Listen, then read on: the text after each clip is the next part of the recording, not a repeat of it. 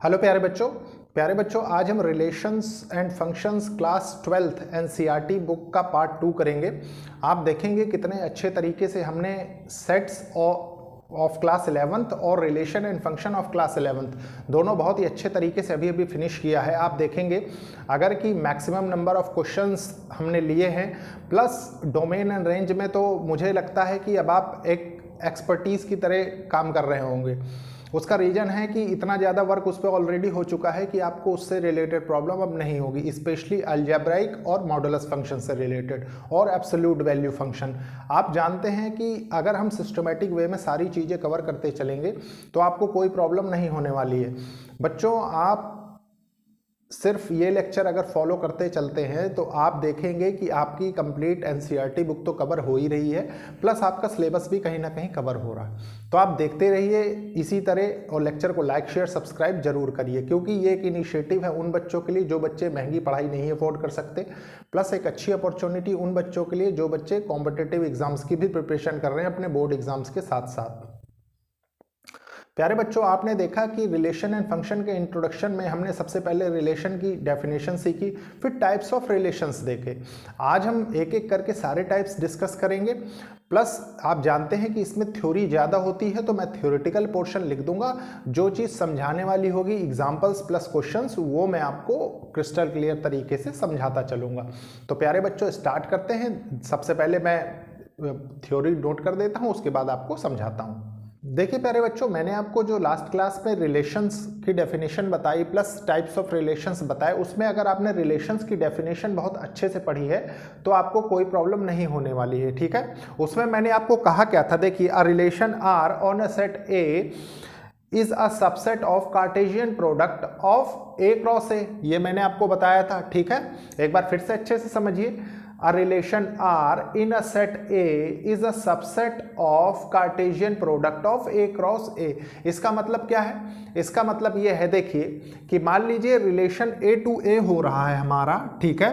उसमें से जो कार्टेशियन प्रोडक्ट, देखिए क्या है, Cartesian subset of Cartesian product of A cross A, ठीक है। तो अब इसकी डेफिनेशन में आ जाइए रिलेशंस की, एम्प्टी रिलेशंस की। क्या कह रहा है, देखिए A relation R in a set A, ठीक है, is called empty relation. Same statement है, देखिए जो कि आपने रिलेशंस की जनरल रिलेशंस की डेफिनेशन में पढ़ा प्लस एम्प्टी रिलेशन में हम पढ़ रहे हैं, ठीक है। तो क्या कह रहा है, a relation R in a set A is called empty relation if no element of A, अगर कोई एलिमेंट A का इस नहीं है, A is related to any element of A, मतलब A से A में रिलेटेड नहीं है। कैसे, देखिए मान लीजिए मैं आपको सेट्स की लैंग्वेज में समझाऊं अगर, तो मान लीजिए ये एक सेट है, ठीक है, ये एक सेट है। अगर इनके बीच मान लीजिए इसमें एलिमेंट दिए 1 2 3 4, ठीक है, तो ये क्या हो जाएगा, ये कहलाएगा एम्प्टी रिलेशन, ठीक है, मतलब खाली। देखिए फाई को हम empty set, null set, void set से रिप्रेजेंट करते थे, तो ये फाई क्या है, फाई एम्प्टी रिलेशन को इसीलिए रिप्रेजेंट कर रहा है। और phi is a subset of Cartesian product of A cross A, ठीक है। आप देखिए इसके बाद इसके कुछ एग्जाम्पल्स लेते हैं जो कि आपके इस कॉन्सेप्ट को और क्रिस्टल क्लियर करेंगे। देखिए एग्जाम्पल क्या लेते हैं, let A B the set of all students of boys school. A एक सेट है किनका, सारे स्टूडेंट्स का जो एक बॉयज स्कूल में पढ़ते हैं, ठीक है। अब आपको एक रिलेशन दिया है, देखिए रिलेशन क्या कह रहा है, A to B order pair of A B such that A is a sister of B, ठीक है। तो देखिए अब आप कैसे डिफाइन करेंगे इस चीज को, समझिए। Let A B the set of all students of boys school, ये एक सेट है सारे स्कूल के बच्चों का जो कि एक बॉयज स्कूल में पढ़ते हैं, ठीक है। और रिलेशन क्या कह रहा है, ordered pair A B such that A is a sister of B. अब प्यारे बच्चों एक चीज बताइए, अगर कोई बॉयज स्कूल है, ठीक है, तो उसमें गर्ल्स तो हो ही नहीं सकती, और गर्ल्स नहीं होगी तो उनके बीच रिलेशन नहीं होगा, तो रिलेशन नहीं होगा तो इसका मतलब क्या है, नन। आप लिख सकते हैं इसका result, none of the element of set A holds for this relation. ठीक है, आप देखिए क्या कंडीशन है, none of the element of set A holds for this relation, मतलब कोई एलिमेंट सेट ए का इस रिलेशन में होल्ड नहीं करता। ठीक है, अब देखिए सेकंड एग्जांपल लेते हैं। मान लीजिए आपको दे रखा है लेट ए इक्वल्स टू 1 2 3 4 और एक एलिमेंट और ले लेते हैं।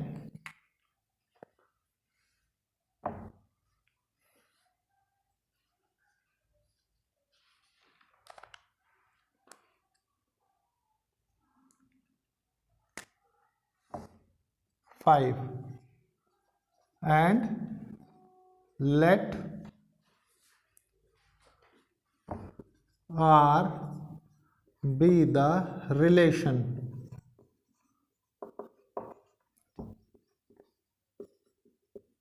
सच दैट, कुछ इस तरीके से देखिए इसका रिलेशन क्या बन रहा है, इसमें रिलेशन बन रहा है ordered pair AB such that A minus B equals to 6। ठीक है,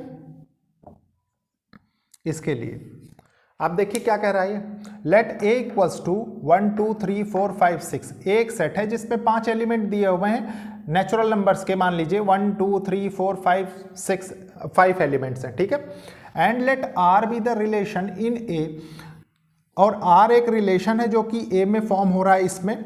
ठीक है, सच दैट, कुछ इस तरीके से देखिए क्या कह रहा है वो, R equals to A B ordered pair A B such that difference of A B और A minus B equals to 6 होना चाहिए। अब देखिए मान लीजिए ये इनपुट है, ये आउटपुट है, आप बहुत अच्छे से समझते हैं। ठीक है, अब आप एक चीज बताइए कि अगर इनकी कंडीशंस नहीं फुलफिल होंगी, ठीक है, कंडीशंस कौन सी, कि देखिए थोड़ी देर समझिए, मान लीजिए ये एक सेट है, ये एक सेट है। ठीक है, A to A Cartesian product of A to A का सबसेट होता है एम्प्टी सेट, ये आप जानते हैं। ठीक है, तो मान लीजिए इसके एलिमेंट्स हैं 1 2 3 4 5। ठीक है, और यहाँ पे भी 1 2 3 4 5। ठीक है, A to A.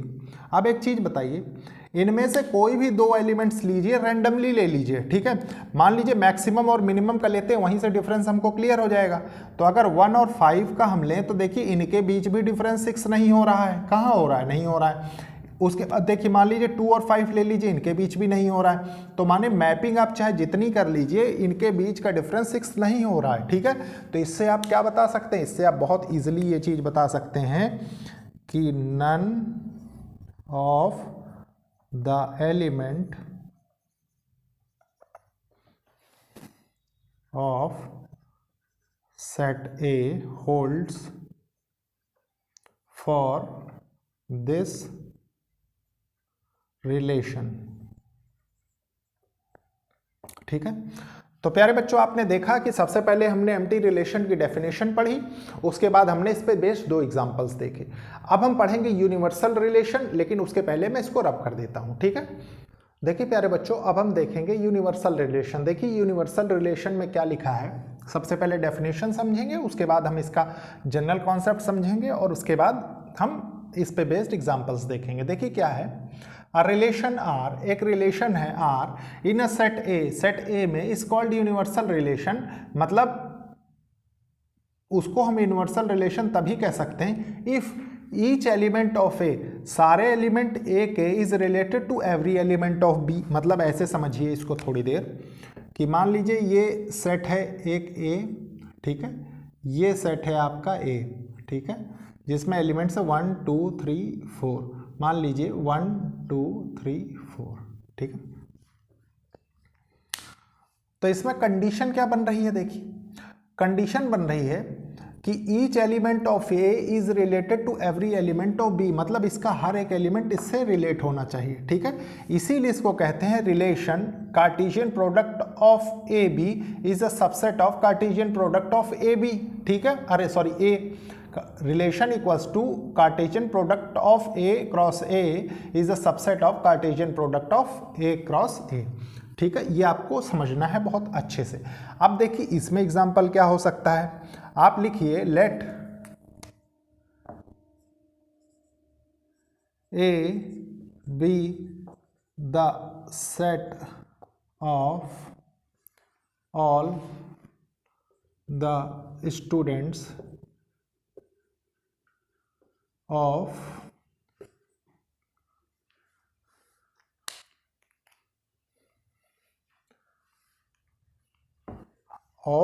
Boys school, boys school, ठीक है।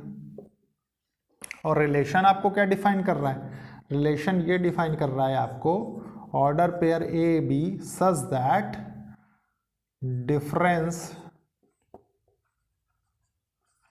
Between height of any two students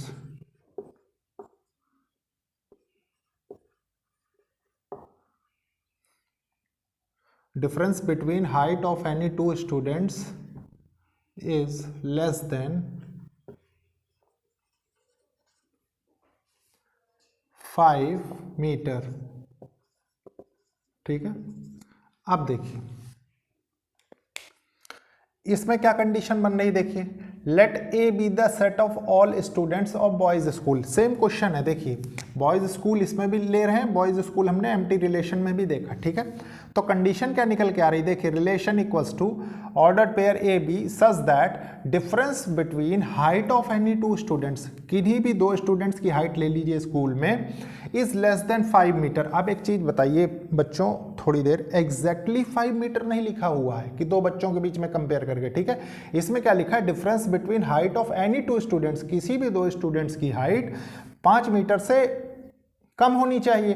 तो आपने देखा होगा कि स्कूल के बच्चों में किसी का भी कंपेयर आप कर लीजिए, चाहे वो क्लास 12th में हो चाहे क्लास 1st में हो, सबकी हाइट का डिफरेंस जो होता है वो लेस देन 5 मीटर ही तो होता है। 5 metre is a huge length, ठीक है। तो आप वो चीज रियलाइज करिए। तो इसका मतलब क्या है कि ये इसके सारे जो एलिमेंट्स हैं ये सारे होल्ड्स कर रहे हैं इसके लिए। तो आप क्या लिखेंगे, देखिए इसमें mathematical expression Cartesian product of A cross A is a subset of Cartesian product of A cross A, ठीक है। ये आंसर होगा इसका। और it holds true for every element of set ए, आप लिख सकते हैं it holds for every element of set A, ठीक है। हर एक एलिमेंट्स के लिए ये मतलब कंडीशन फुलफिल हो रही। अब देखिए, अब इसके बाद आपको मैं बताता हूं ट्रिवियल रिलेशन, ठीक है। ट्रिवियल रिलेशन इसलिए बताऊंगा इतने स्पेस में, उसका रीजन है प्यारे बच्चों कि ट्रिवियल रिलेशन में हमको कुछ नहीं पढ़ना है। मतलब कि आपने देखा कि एम्प्टी रिलेशन मतलब कि कुछ नहीं वो लेता है, ठीक है, और यूनिवर्सल रिलेशन मतलब वो सारी चीजें लेता है। तो ट्रिवियल रिलेशन मतलब क्या है कि जैसे ये दोनों एक तरीके से मीनिंगलेस रिलेशन हो जाते हैं, क्योंकि आप खुद सोचिए स्पेसिफिक बेस्ड क्वेश्चन आ जाए तो बात अलग है, नहीं इन पे बेस्ड क्वेश्चंस भी आपको जल्दी नहीं मिलेंगे। सिर्फ आपको डिटरमाइन करने के हिसाब से पता होना चाहिए कि हम इनको क्या बोलते हैं, ठीक है। तो देखिए ट्रिवियल रिलेशन की डेफिनेशन सबसे पहले अच्छे से समझिए आप क्या होती है। Both the empty relation and universal relation are sometimes called trivial relation, ठीक है। ट्रिवियल रिलेशन हेडिंग डालिए, trivial relation.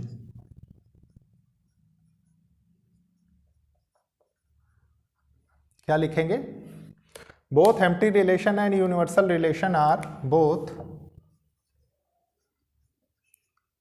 Empty relation and universal relation are sometimes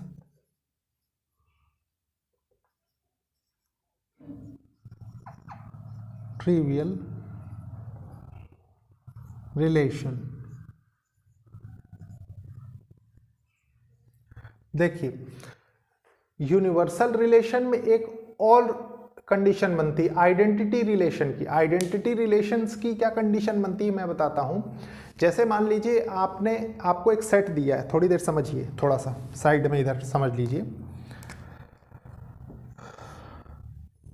कहीं कहीं पे बुक्स में आपको ये दिखाई देगा तो थोड़ा सा एक आइडिया रहता है। आइडेंटिटी रिलेशन, ठीक है, स्पेशल केस आइडेंटिटी रिलेशन। मान लीजिए कोई सेट आपको दे रखा है सेट ए, ठीक है, और आइडेंटिटी रिलेशन उसमें डिफाइन हो रहा है, ठीक है। तो आइडेंटिटी रिलेशन की कंडीशन क्या निकल के आएगी कि मान लीजिए एक सेट है, ऐसे समझिए, लेट ए इक्वल्स टू 1 2 3, इसके सेट के एलिमेंट्स हैं 1 2 3, ठीक है। और जो ये एलिमेंट्स हैं, देखिए ये एलिमेंट्स हैं, ये बिलोंग कर रहे हैं सेट ए को, ठीक है। तो जो इनका रिलेशन अगर कुछ इस टाइप का निकल के आए, ठीक है, रिलेशन अगर कुछ इस टाइप का निकल के आए 1 1 1 2 2 और 3 3, ठीक है, तो ये रिलेशन क्या कहलाएगा? ये रिलेशन कहलाता है आइडेंटिटी रिलेशन ऑन ए, ठीक है, आइडेंटिटी रिलेशन ऑन ए। देखिए प्यारे बच्चों, ये तो सिर्फ एक स्पेशल केस था, थोड़ा सा आपको प्रॉपर्टीज जानते कि एवरी एलिमेंट सेम कंडीशन, ठीक है, मतलब जो इनपुट है वही आउटपुट है, जो प्री इमेज है वही आपकी इमेज है, ठीक है, जो एलिमेंट आपको इनपुट में दे रखा है वही एलिमेंट आपका आउटपुट में आ रहा है। तो मतलब मेरे कहने का ये है कि आपको सिर्फ ये याद रखना है कि आइडेंटिटी रिलेशन होता है, उसमें ये कंडीशन फुलफिल होती है, ठीक है, बस और कुछ नहीं। इसके बाद अभी आप देखेंगे कि रिफ्लेक्सिव रिलेशन जब हम पढ़ेंगे तो रिफ्लेक्सिव रिलेशन में भी सेम कंडीशन बनती है, लेकिन उसमें मान लीजिए सेट वॉइड हो जाता है और सारे एलिमेंट्स आ जाते हैं। इसमें देखिए एलिमेंट्स सिर्फ इतने ही हैं, उन्हीं की इमेज मिल रही है सेम, जो कि यहाँ पे सेट में आपको दे रखे हैं एलिमेंट्स, ठीक है। तो इसलिए सिर्फ यही चीज़ आपको समझ के रखनी है और कुछ नहीं, थोड़ा सा ध्यान रखना चाहिए, क्योंकि एनसीईआरटी बुक में आई थिंक ये चीज़ नहीं दी हुई है, तो आप अच्छे से समझिए। अब इसके बाद मैं इसको रब करके फिर आपके साथ रिफ्लेक्सिव रिलेशंस बताता हूँ। देखिए प्यारे बच्चों, अब हम रिफ्लेक्सिव रिलेशन पढ़ते हैं, ठीक है। तो रिफ्लेक्सिव रिलेशन में क्या दिया हुआ, देखिए बहुत अच्छे से समझेंगे। A relation R in a set A is called reflexive relation if, उसको हम रिफ्लेक्सिव रिलेशन जो कि सेट, देखिए relation R in set A, किसी सेट ए में रिलेशन आर डिफाइंड है तो उसको रिफ्लेक्सिव रिलेशन हम तभी कहेंगे इफ, इस इफ को हटा दीजिए, देखिए if ordered pair of A to A belongs to this relation for each A element A belongs to set A। इसका मतलब क्या है, देखिए कहने का मतलब आपको मैं बताता हूँ सेट के थ्रू, ठीक है। मान लीजिए A to A में तो डिफाइन होता है ये रिलेशन, आप जानते हैं, ठीक है, A to A में डिफाइन हो रहा है। मान लीजिए इसमें एलिमेंट दिया 1 2 3, ठीक है, इधर भी एलिमेंट दिया 1 2 3। तो मान लीजिए अगर A to A मतलब जो उसकी प्री इमेज बन रही वही अगर उसकी इमेज बन रही है, ठीक है, मान लीजिए, तो वो क्या होगा, तो वो आपका रिफ्लेक्सिव रिलेशन कहलाएगा। मतलब इसमें क्या होगा, देखिए ऐसा नहीं होगा कि 2 से 2 हो जाए, क्योंकि देखिए जो इनपुट दे रहे हैं वही आउटपुट मिल रहा है, जो इनपुट दे रहे हैं वही आउटपुट मिल रहा है, तो ये मिनिमम कंडीशन है, ठीक है।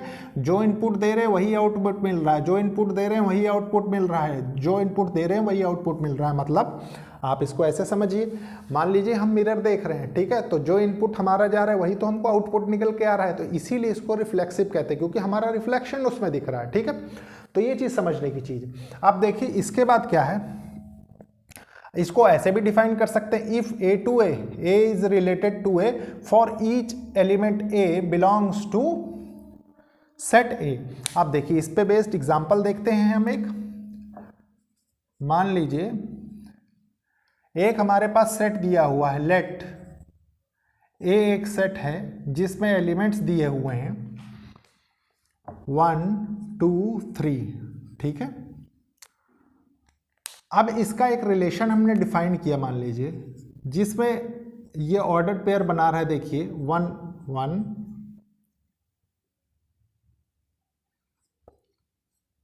1 2 1 3 2 1 2 2 2 3 3 1 3 2 और 3 3। तो आप क्या कहेंगे, देखिए अच्छे से समझिए, फिर से डेफिनेशन, नहीं आप कंफ्यूज हो जाएंगे। देखिए क्या कह रहा है, a relation R in set A is called reflexive relation. तभी रिफ्लेक्सिव रिलेशन होगा जब सेट ए के लिए कोई रिलेशन डिफाइंड हो।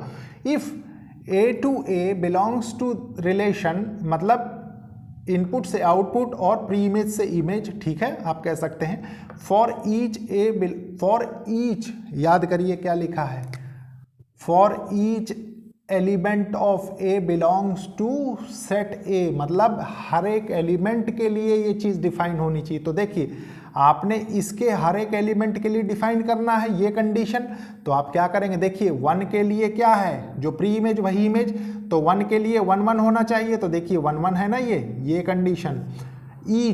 ईच सारे जितने एलिमेंट्स दिए हो, देखिए 2 है तो कहीं 2 2 होगा, मान लीजिए ये 2 2 दिया हुआ है, मान लीजिए 3 है तो ये 3 3 दिया हुआ है। तो मतलब ये क्या है, ये एक रिफ्लेक्सिव रिलेशन है। It holds reflexive relation.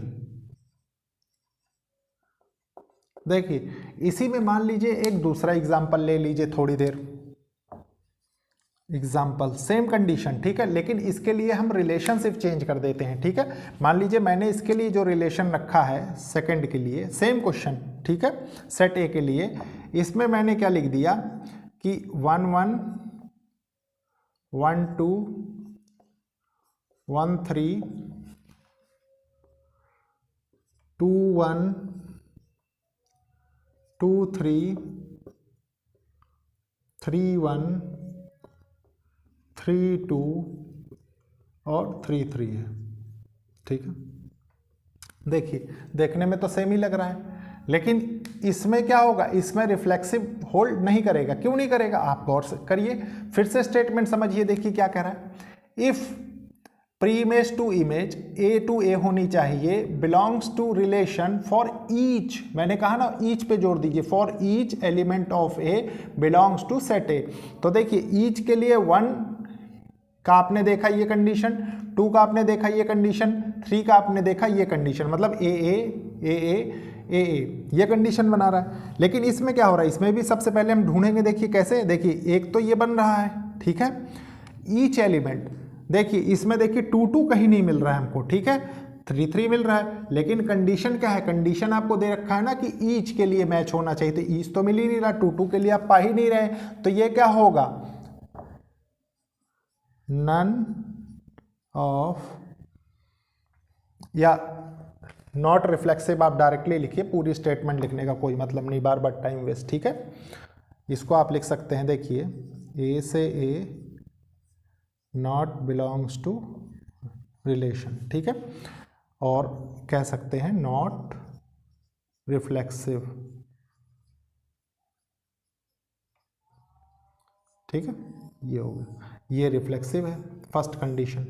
तो ये 2 एग्जाम्पल हैं। अभी मैं कुछ एग्जाम्पल इस पे और लूंगा, उसका रीजन है कि इन पे बेस्ड प्रॉब्लम्स जनरली देखी जाती हैं, ठीक है। तो सबसे पहले मैं इसको रब कर देता हूँ, फिर देखते हैं। देखिए प्यारे बच्चों, मान लीजिए हमने लिखा एग्जाम्पल, ठीक है, A, let A B the set of, let A B the set of real numbers, ठीक है। अब इसके बाद क्या करेंगे, मान लीजिए एक रिलेशन हमने डिफाइन किया इसमें ए से बी के लिए, सच दैट क्या, क्योंकि इनपुट दे रहे हैं ना, तो a equals to B plus 2 कर दीजिए, ठीक है।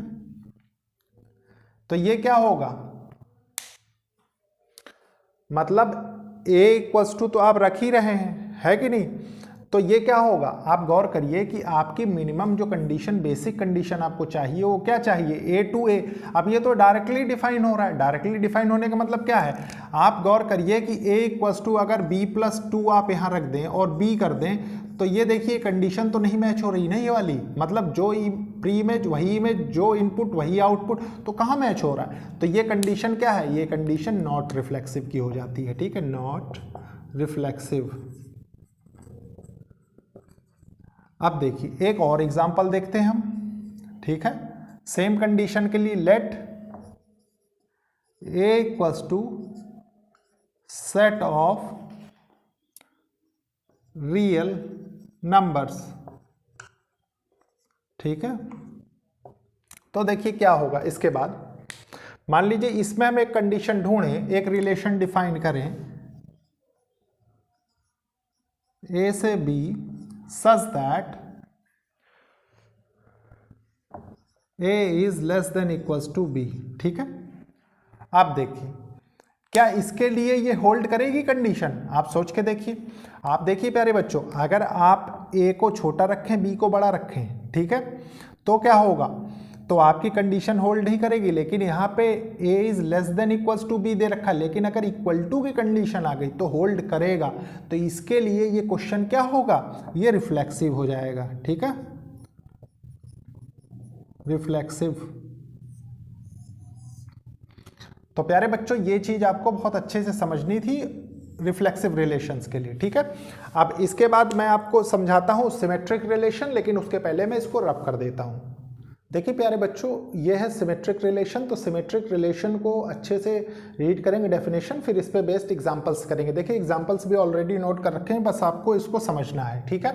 इनमें टाइम वेस्ट ज़्यादा होता है इसलिए मैंने ऑलरेडी नोट कर दिया, और कोई बात नहीं। देखिए क्या है सिमेट्रिक रिलेशन। सिमेट्रिक रिलेशन में क्या है, a relation R in set A, relation R in set A, set A में एक रिलेशन है, इस कॉल हम तब कहेंगे if A B belongs to relation, ठीक है, implies that B A belongs to relation. मतलब क्या होता है, मैं अभी सेपरेटली आपको लिख के बताता हूं इसको। For all A B belongs to set A, ठीक है।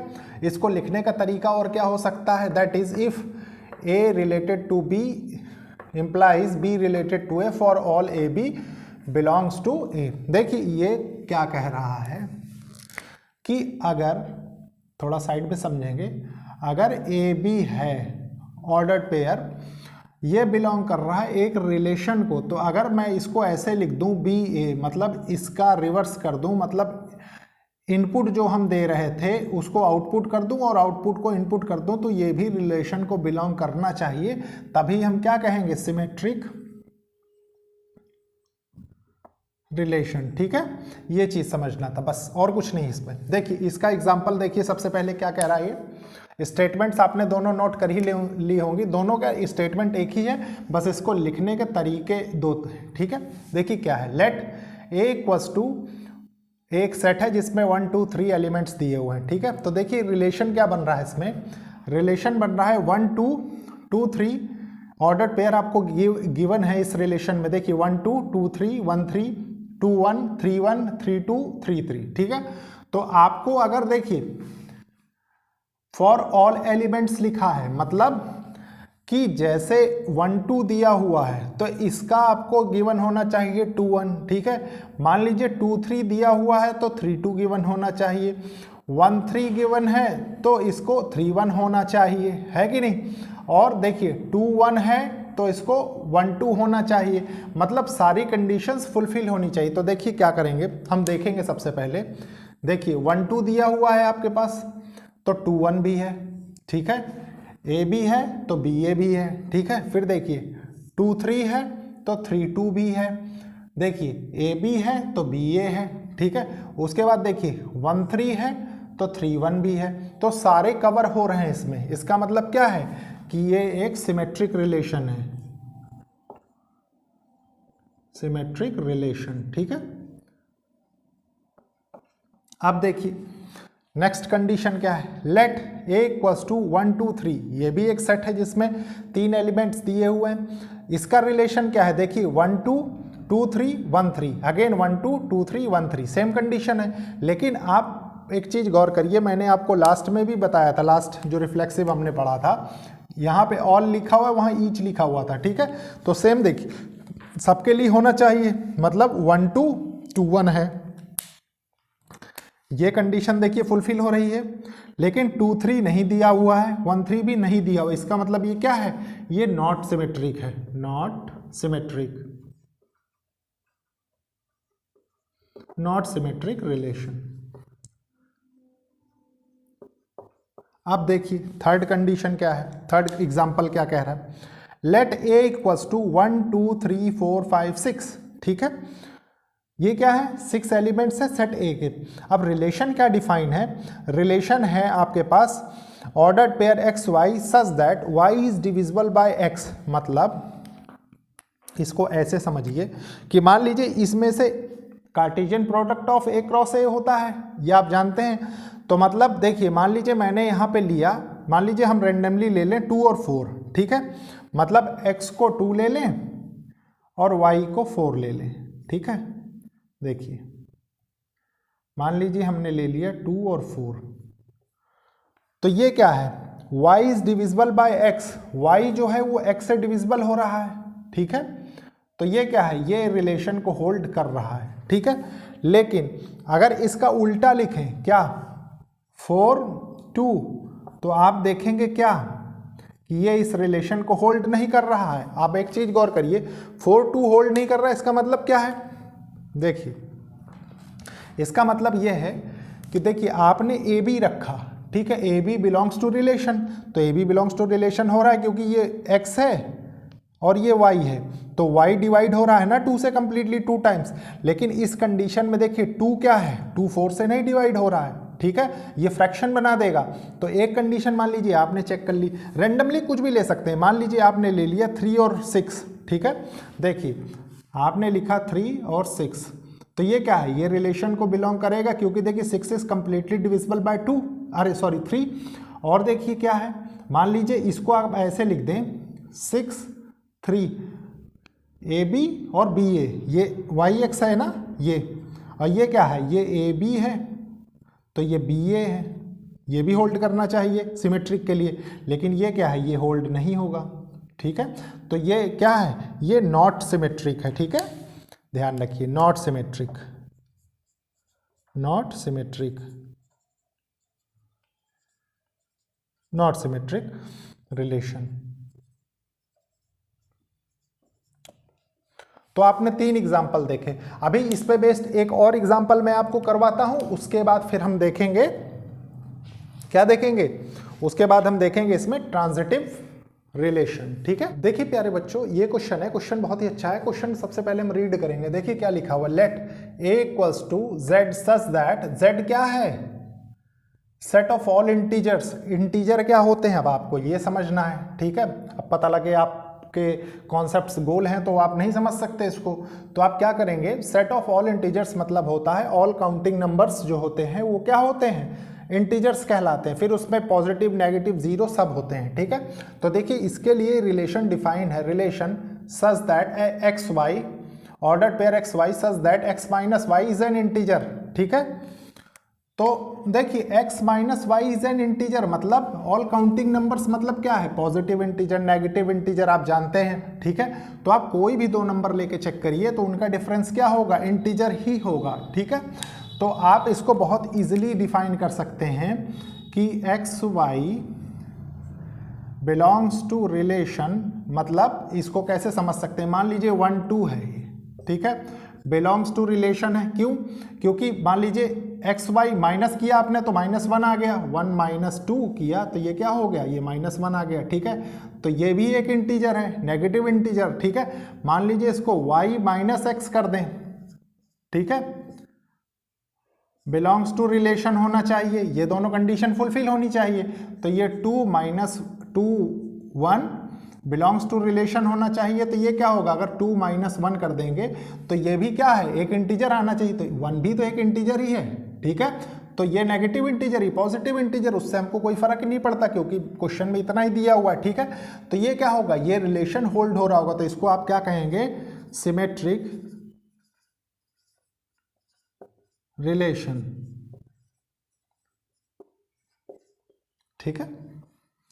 अब इसके बाद प्यारे बच्चों हम देखते हैं ट्रांजिटिव रिलेशन। देखिए प्यारे बच्चों, ये है ट्रांजिटिव रिलेशन, ठीक है। तो ट्रांजिटिव रिलेशन की क्या कंडीशन होती है, transitive relation, a relation R in set A, एक रिलेशन आर में फॉर्म होता है in set A is called transitive, उसको ट्रांजिटिव तब कह सकते हैं जब if A B belongs to relation, तो B C belongs to relation, ठीक है, जिसमें कि A C belongs to relation for all A B C belongs to set A. देखिए इसको आप ऐसे ना समझ के सिंपली ऐसे समझने की कोशिश करिए कि अगर A B belongs to relation होगा, ठीक है, तो आपको बी सी भी बिलोंग्स टू रिलेशन होना चाहिए, ठीक है। और अगर बी सी रिलेशन को बिलोंग करता है तो ये ए सी ये भी रिलेशन को बिलोंग करना चाहिए, तभी ये क्या कंडीशन होगी, ट्रांजिटिव की कंडीशन को तभी फुलफिल कर रहा होगा, ठीक है। तो देखिए क्या करेंगे, लेट ए इक्वल्स टू 1 2 3 4 5 6, ठीक है।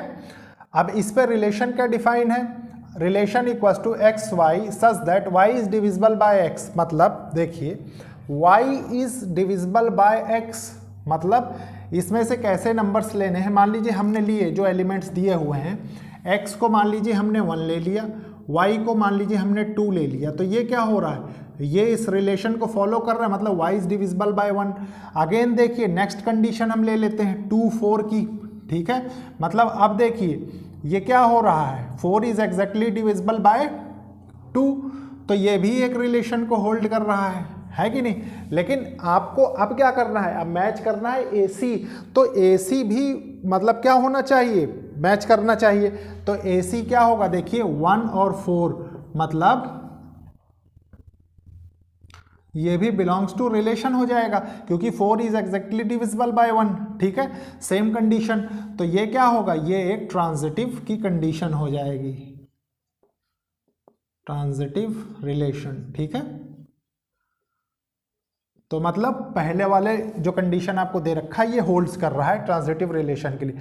अब सेकंड कंडीशन देखिए क्या है, एक रिलेशन दिया हुआ है आपके पास, कुछ एग्जांपल, ये क्या कह रहा है, X Y order pair X Y such that X is exactly 5 centimetre taller than Y, मतलब एक्स जो है वो exactly 5 centimetre taller than Y है। तो आप एक कंडीशन जानते हैं, देखिए क्या, जो इनिशियल कंडीशन है A B belongs to relation, ठीक है, फिर क्या है B C belongs to relation, और फिर A C belongs to relation, ये कंडीशन फुलफिल होनी चाहिए तब ट्रांजिटिव होगा। तो इसमें कैसे डिफाइन होगा, देखिए x is exactly 5 centimetre taller then y, मान लीजिए थोड़ी देर के लिए हम इसको x मान लें, ये कोई x है, ठीक है, ये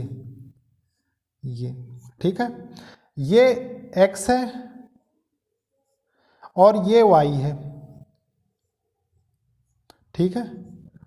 तो मान लीजिए इन दोनों की हाइट का डिफरेंस 5 सेंटीमीटर है मान लीजिए, ठीक है। तो फर्स्ट कंडीशन तो आपकी फुलफिल हो रही है, या इनको ए बी मान लीजिए आप और आसानी के लिए, ठीक है।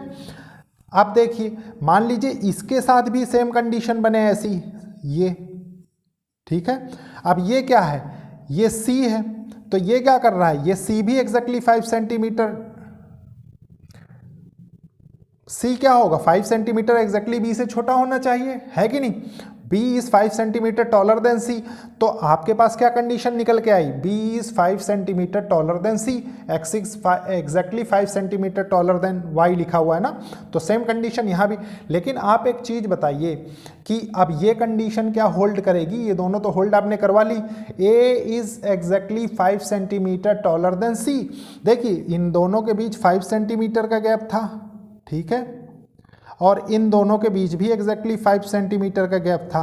तो आप गौर करिए कि इन दोनों के बीच कितने का गैप हो जाएगा, तो 10 सेंटीमीटर का हो जाएगा ना, तो इसका मतलब ये कंडीशन होल्ड नहीं करेगी, ठीक है।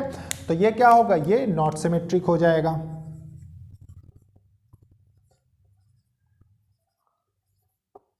Not symmetric.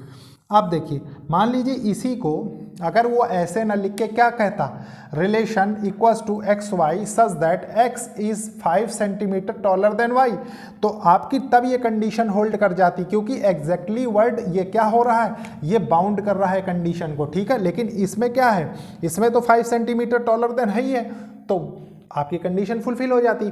तो प्यारे बच्चों, ये थे आपने देखे रिफ्लेक्सिव, सिमेट्रिक और ट्रांजिटिव, ठीक है। अब इक्विवेलेंस रिलेशन की मैं डेफिनेशन डिस्कस करता हूं, उसके बाद उस पे बेस्ड क्वेश्चन हम देखेंगे नेक्स्ट लेक्चर में। उसका रीजन है कि इक्विवेलेंस रिलेशन की डेफिनेशन ही यही होती है कि जो कंडीशन रिफ्लेक्सिव, सिमेट्रिक और ट्रांजिटिव को फुलफिल करेगी वही आपका इक्विवेलेंस रिलेशन होगा, मतलब ये तीनों कंडीशन फुलफिल होनी चाहिए। तो उसी को देखते हुए हम उस पर बेस्ड क्वेश्चंस नेक्स्ट क्लास में करेंगे, क्योंकि ये लेक्चर ऑलरेडी काफ़ी बड़ा हो चुका है, ठीक है। देखिए प्यारे बच्चों, ये है इक्विवेलेंस रिलेशन। तो सबसे पहले हम इसको रीड करेंगे, डेफिनेशन को समझेंगे, उसके बाद इसके केसेस देखेंगे, फिर हम ये लेक्चर एंड करेंगे, ठीक है। तो देखिए क्या कह रहा है ये equivalence relation, a relation R in a set A is set to be equivalence. एक रिलेशन आर है जो कि सेट ए से बन रहा है, उसको हम तब इक्विवेलेंस कहेंगे जब आर होना चाहिए, रिलेशन मतलब जो आपको गिवन हो वो क्या होना चाहिए, रिफ्लेक्सिव होना चाहिए, सिमेट्रिक होना चाहिए और ट्रांजिटिव होना चाहिए। ये चीज़ें मैंने आपको अभी भी बताई है। अब देखिए रिफ्लेक्सिव की कंडीशंस, ये मैंने जब रिफ्लेक्सिव का केस बताया तब लिखवाया आपको, फिर सिमेट्रिक की कंडीशंस जब सिमेट्रिक पढ़ाया तब, उसके बाद ट्रांजिटिव की कंडीशन जब ट्रांजिटिव बताया तब, और जब ये तीनों कंबाइंड हो जाएंगे उसके बाद क्या होगा, उसके बाद ये इक्विवेलेंस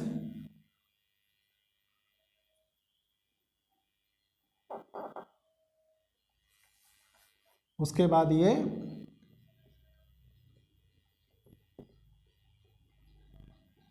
रिलेशन कहलाएगा, ठीक है प्यारे बच्चों। तो प्यारे बच्चों, ये था आज का लेक्चर। यहाँ से आपका रिलेशंस अभी एंड नहीं होता, क्योंकि अभी हमें प्रॉब्लम देखनी है, लेकिन आज का लेक्चर यहीं पे एंड होगा। इसके बाद हम मिलेंगे नेक्स्ट लेक्चर में। तो लेक्चर को लाइक शेयर सब्सक्राइब करिए और कोशिश करिए कि ज़रूरतमंद स्टूडेंट्स तक ये लेक्चर्स पहुँचे। ओके, थैंक यू बच्चों।